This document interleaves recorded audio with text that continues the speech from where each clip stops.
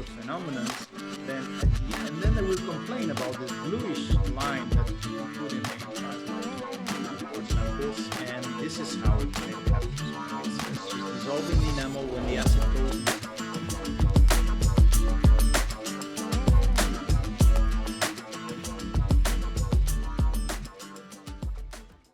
So how we can implement this in a practical way? This is a tooth mating composite, just following this techniques, this idea of layering. And of course, we need to simplify, and this is the famous quote from Steve Jobs, which makes a lot of sense. In order to simplify things, we need to understand very well how to simplify, okay? Because it's not about just reducing the amount of shades aleatorily or randomly depending on what we use every day, but it needs to have some thinking behind, okay? But when you do it, you can really make it much more simple. So just to go quickly on that, because we don't have too much time, we need to understand we have a lot of different opacities available in the market. When we combine materials, we have a lot of different opacities, okay? Reality is that most of the time we don't have systems that have all different opacities. So what we need to do is actually select which ones they make sense that exist in nature. So a wide opaque dentin, for example, makes a lot of sense to make a very young patient, very young teeth. But if we look at this one, which is a very opaque and chromatic dentin, it does not make any sense because there is not such a thing in nature. If there is a chromatic dentin, this dentin is sclerotic. And if it's sclerotic, it means it's also translucent. So we need to understand that we need to produce some sort of gradient of opacity as well as chroma at the same time. So it's not only about changing chroma over time, but also changing opacity over time, making it more and more translucent. That's how we work, making a gradient of opacity and chroma. Then for the enamels, the same thing. A couple of enamels, 2-3 enamels will be enough to work in most of the situations. I mean, normally you need to choose some younger enamel and some older enamel, and that's it. With 2 enamels, most of the time is good enough. Then transparent opalescence shade will help us a lot in order to create this more translucent incisal opalescent effects. Of course, ideally the enamels should be also opalescent, and then it will simplify even more, allowing even to use only 1 enamel and no opalescent effects, and it will also work. And we can add the transparent layer to mimic the DEC layer. That's optional, of course. The ideal always to use microhybrid materials for the dentin, and using more smaller particles like nanohybrids or mono particle composition for the enamels. Okay, smaller particles in the enamel have the chance to have opalescence, and you have also the chance to have better polishing, better gloss retention. So particle size between 150 and 300 nanometers more or less is the one that will allow you to have a nice opalescent effects and nice looking enamel and easy to polish and retain the gloss. And then for the dentins, we need microhybrid, because that's what represents more the scattering of the light in the tissues. Okay, that becomes immediately much more like the real transmission of light produced in natural teeth. Okay, bigger particles interact more with light and make a more warm effect when the light is transmitted. If we use different composition, we have the capacity to create that optical boundary between the enamel and dentin, which helps to mitigate the lack of having the DEC layer in between. And of course, we need to try to copy that into our layering pattern. I will go fast on this because we don't have time for covering everything, but I will try to show you how we layer these teeth with only 3 dentins and 2 enamels. So the junior stage is basically just very white, very opaque dentin, okay? And then we use a bit of opalescent in the incisal, and then we cover with the enamel. Okay. In this case, we add some white spots to add some further effects, but the reality is we don't really need a lot. We just need to have mainly one very opaque and very whitish dentin, and that's really the base of everything. In the case of young patients, we have now a more translucent and chromatic incisal third. We have just a little bit. I mean, it's not that we need to exaggerate a lot, but just that telling that the mineralization process has started already in the incisal third. So we have a bit of chroma, a bit of more translucency there in the incisal of the mamelons. And then we cover with the opalescent and the enamel again, and then we have this beautiful natural effect that we have very close to a young adult patient, which is the target. This is my favorite layering pattern for making new smiles for the patient. Adult stage now up to the middle third. Again, the chroma going higher, and now we see also this manipulation of the incisal edge shape in order to create the halo effect. We've seen already this image in the opalescent section.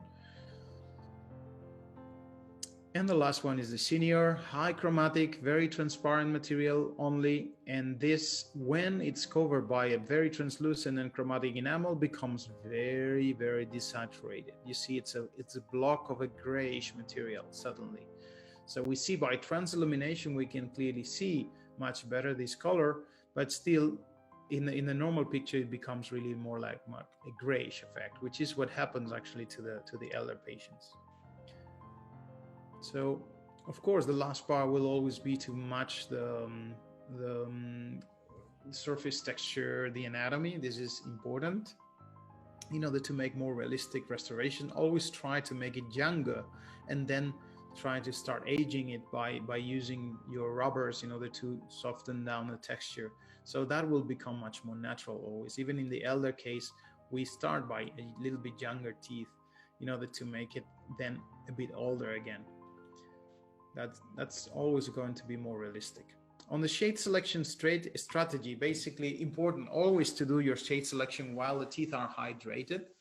Remember that we have around 1.5 to minutes to have the optimal. That's less than 2 minutes will be the optimal timing, let's say, to make the shade selection. Okay, if we start exposing the teeth for longer, then we start having some shift in the color, and we never dry the teeth. Okay, if you dry the teeth, the enamel will become instantly more opaque. So never dry the teeth with the syringe. Always keep the saliva there. Don't touch, don't do some air blast, because just 10-second drying out will increase the opacity of the enamel by 20%, which is massive. So try to avoid that. And then I ask you this question always about how many things from 1956 are you still using today? Because we have a lot of things from those years. That's the year where the first computer in the history with a hard drive was made. This is the IBM 305. And actually that big thing there, that was the hard drive. And all this big thing, it was costing really a fortune of that time, and just for 5 megabytes. So everything is obsolete here. But I will tell you one thing that you still use today, every day in your office from the same year. And it's this, okay? This is from 1956, and we are still using the same tool for ceramics, for composites, and there is no implementation of aging here. There is the same opacity through all the range, and this makes a lot of issues when dealing especially with elder patients and with younger patients.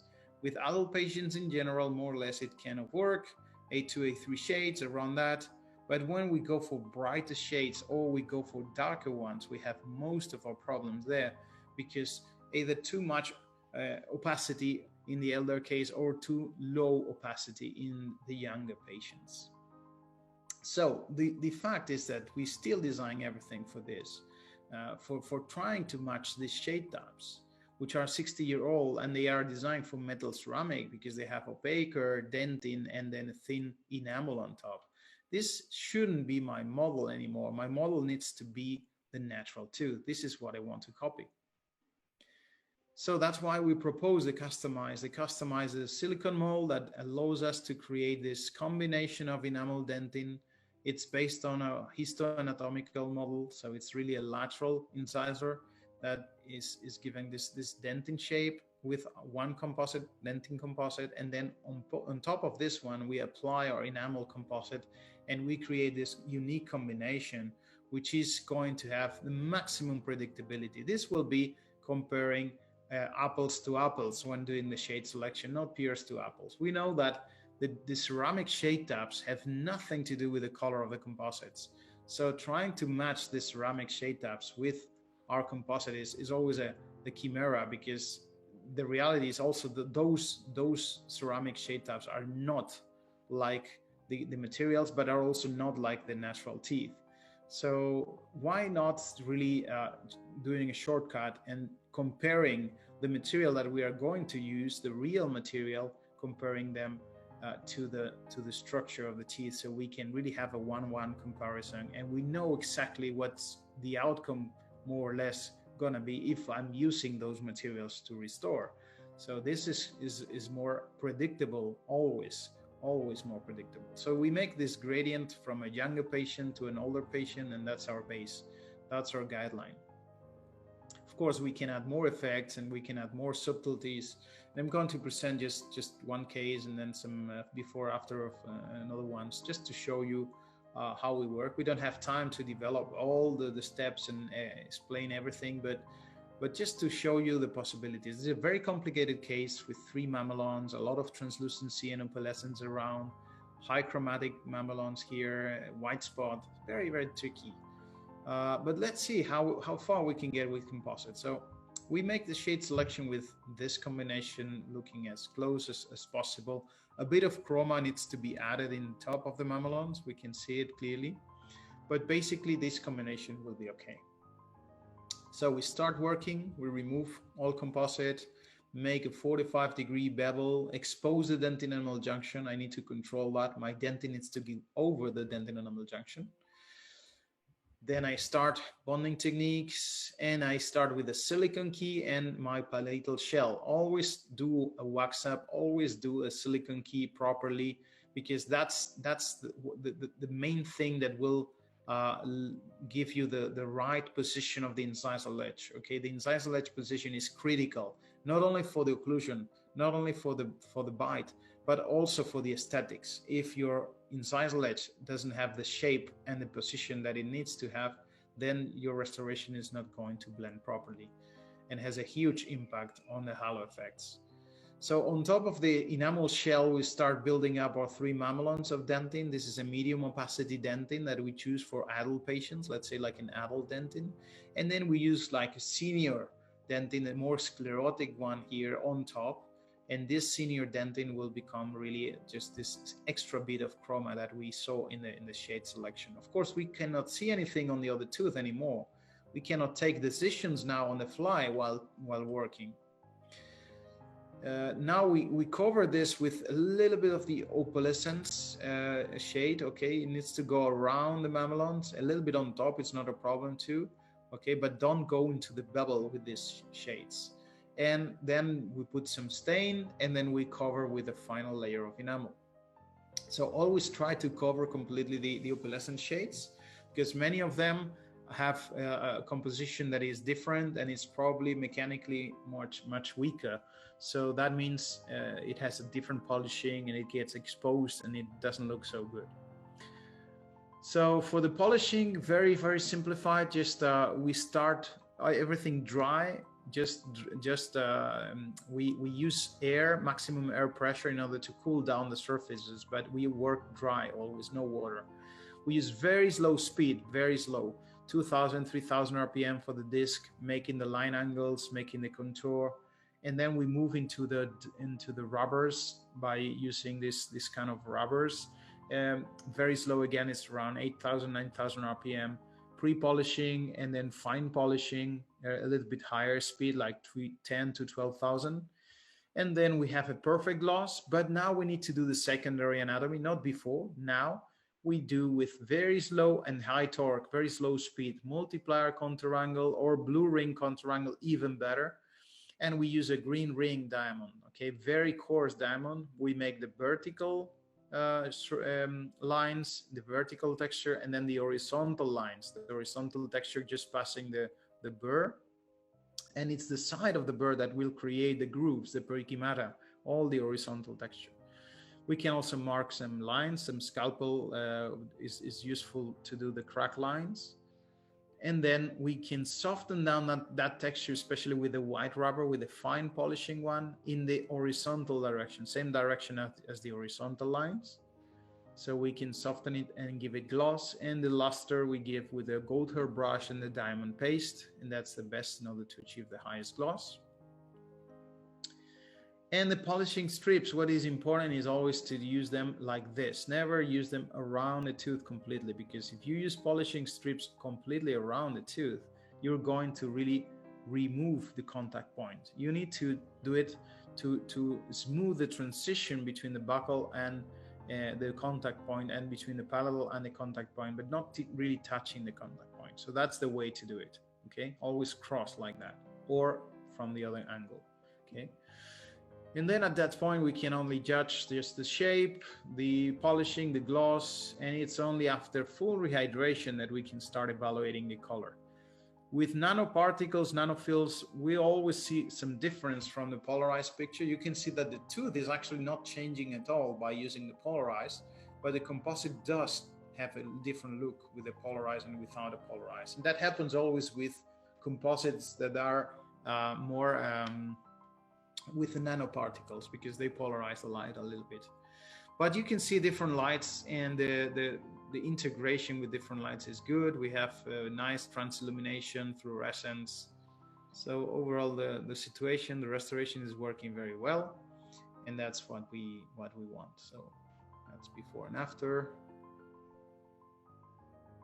So you see a good blending and some subtle natural effects that were not really layered, but it's just produced because we use the right shapes, the right layering, and that helps to create a better blending. These are all the cases that also just to show before and after and how this composite can evolve. Here is a microhybrid material, so you don't see this effect, this grayish effect that happens with smaller particles with the polarized. So the polarized and microhybrids, there is no change. And some recalls in order to see the evolution a little bit longer and see that, okay, after 6 years, maybe we need to start thinking of some repolishing, a little bit of reglossing, but still is performing okay. So this case, just to show you, this is a provisional, this is the after. So just showing this situation, okay, that's the fracture, the distal part was intact. And then we can create even this kind of things, which is really looking like a very, very natural hollow integration here. This is natural tooth, and this part is all composite. So we see a huge, fantastic integration here between both tissues, right? Again, some other cases before and after. In this case, very simplified approach, only 2 shades were used, and you can see the before and after. Not ideal situation in the papilla, but nice case. And in this one, it's a big difference. This was layered with 2 dentins and 1 enamel, and this was with only 1 dentin and 1 enamel. You need to compensate the lack of structure we had in this one. So we recover the inner part with the inner dentin before we restore the rest. And again, we see a very nice blending, a very nice integration of the incisal part everywhere. And I would like to finish with this quote from Niels Bohr. An expert is someone who has made every possible mistake in a narrow field. So indeed, this is how it goes. We need to learn from our mistakes, and we learn a lot from our mistakes. The advantage of science is that a lot of people can learn from the mistakes of someone else. So this is what learning is for, and this is why sharing and exchanging is so important, because it avoids everybody making the same mistakes every single time again.